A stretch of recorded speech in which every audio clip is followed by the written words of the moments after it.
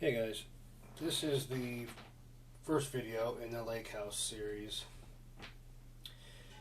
So our original scope of work was just the fireplace surround and new hearth there.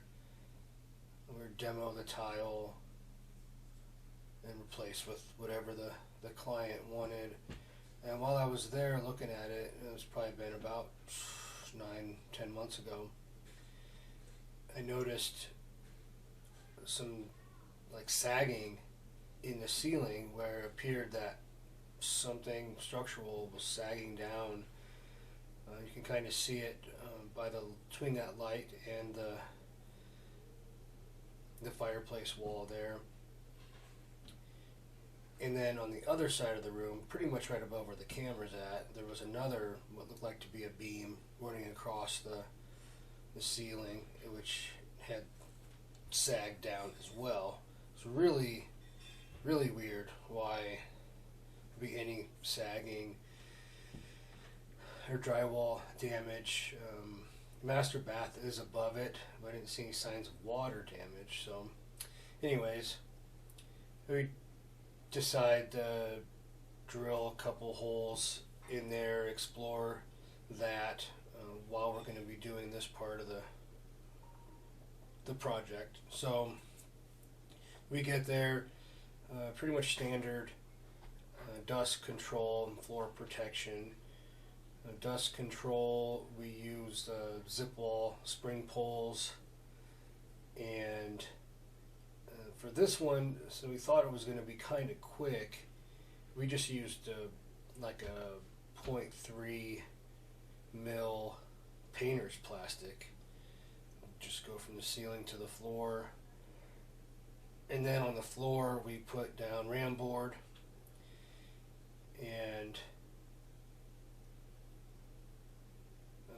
cut OSB to go around that rounded hearth and cover up the hardwood floor there, protect that. We got the tile all demoed, and then I drilled a couple holes in the ceiling to see what's going on up there. And I could see a beam was running across from like right to left on the screen there. And it was 4 2x12s, which is pretty good sized beam. Kind of looked off. It was in a weird spot, like 2 feet away from the wall, and I could see, hardware hangers and stuff, and floor joists weren't seated in the hanger properly. There were nails missing out of the hangers. Some of the joists had some pretty serious cracks, like all the way through. It appeared to be for a foot or two. And I think I'll try to put in a couple pictures at the end of the video, but we took a straight edge of, I don't know, 6 foot level or something, put up against the ceiling, and from where that sag is in the ceiling to the wall is about 2 feet. In that 2 feet is almost 2 inches of drop where that beam had sagged. So we measured over pretty much right there where I'm up in the ceiling now, measured from there, we set up a laser, and the middle of the room is about 8.5 feet, I guess. So from there to 8.5 feet over, it sagged an inch. That 4 2x12 beam was sagging an inch. So, pretty considerable issue. Unknown if it was built that way or sagged over time. We could see down low, base trim had popped away, and looked like there was possibly some movement down there, but nothing really in the corners, or just nothing that really jumped out that it had moved after it was built. And according to the client, one of the prior owners did some work there, but it was unknown what it was. You can see in there part of our dust control, the box fan with a little cardboard kind of tunnel. It was kind of cardboard out the window. It was a little more difficult on this window here because it was casement style window. Those are kind of a pain. But we cardboarded out and then cut a spot for the box fan, and then cut the plastic, pulled the plastic over the tube and tape it up so we fire up the fan. It makes kind of negative pressure in there. You can see the plastic pulling into the room, so we try to keep dust from getting everywhere else in the house.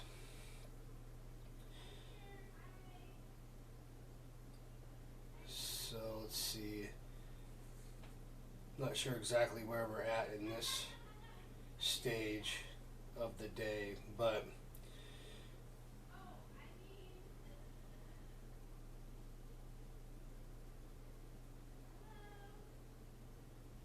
I think before too long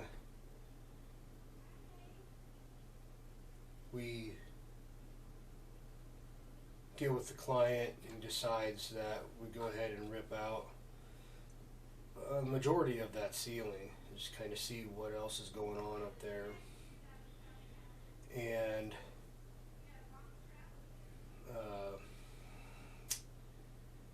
it's bad.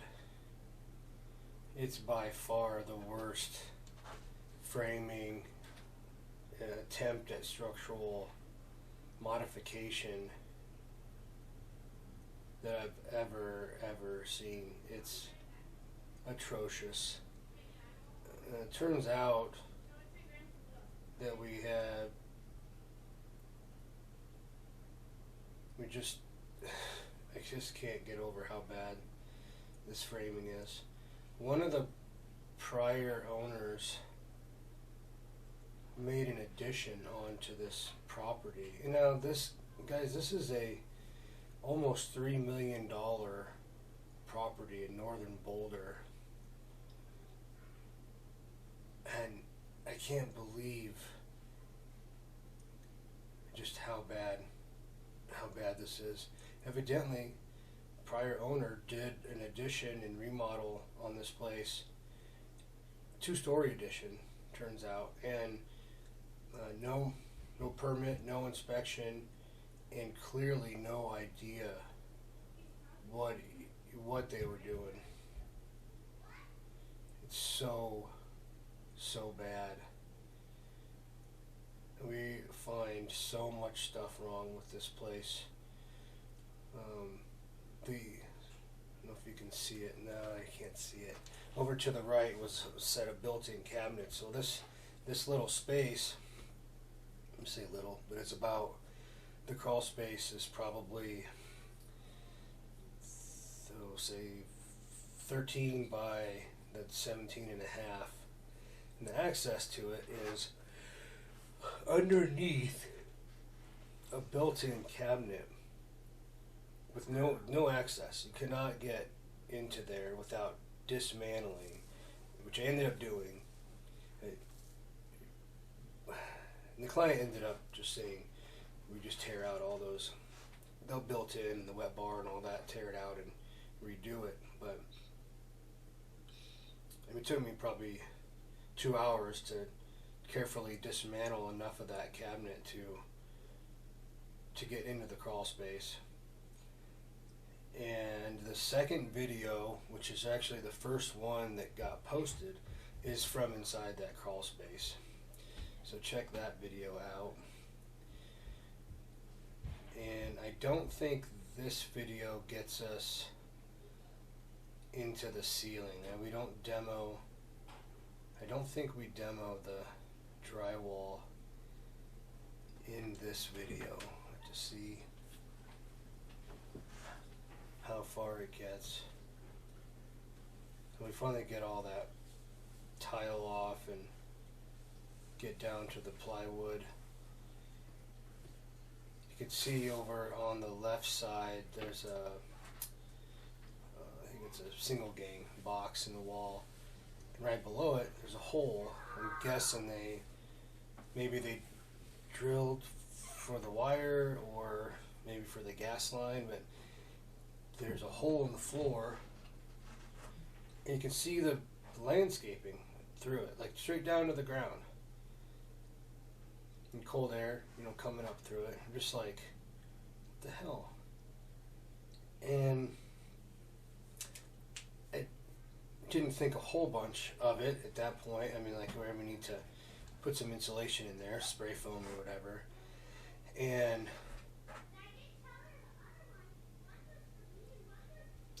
after we get the ceiling out, which will be one of the next videos, it's clear that I got to get my engineer involved, and we're going to have to do some pretty substantial repairs, changing out beams, you know, inspecting more into the framing. Is there a stud pack? What do we have for a post in the wall in these locations? I mean, we have a situation where the original structure of the house, it wasn't designed to be carrying a load for a beam and floor joists and exterior wall, concrete tile, roof. They just tied into this existing framing and didn't add, come to find out they didn't add posts or, you know, pack out with studs.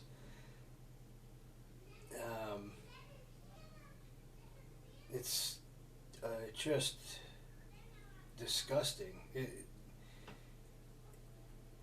It's criminal at this point. It's just how bad this stuff is. This client is going to pay a lot of money to get this stuff fixed with, you know, it's not going to be as good as it would have been if it had been done right in the beginning. It's going to be good enough, and it's going to be signed off by an engineer, but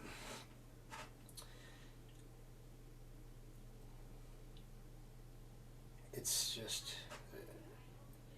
my thought is that they need to go back and try to hold this person accountable for what they did and didn't do with this.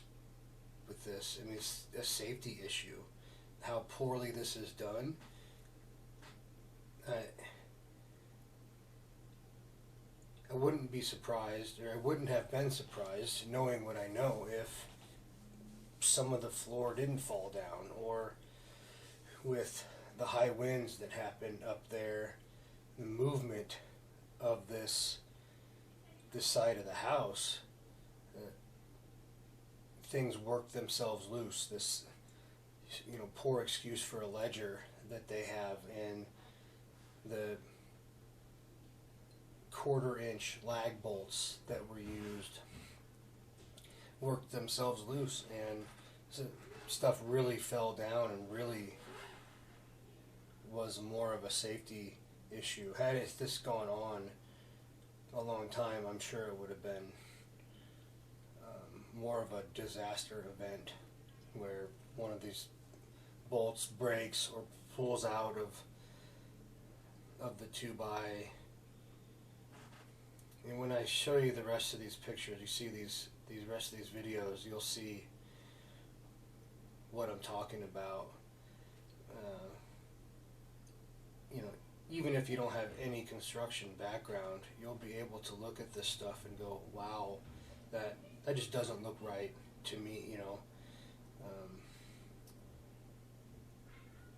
And you can see there's intent to add supports because they know they changed the load. They know they needed to add something, but horrible execution, just horrible. We find that The crawl space isn't insulated.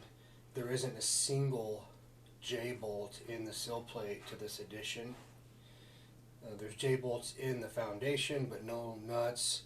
Half of them don't land properly, so they just notch the plate around the bolt. And that missing insulation on that side is from, there's an overhang. The cantilever is over, the room does. And the floor joist, no insulation, no hangers,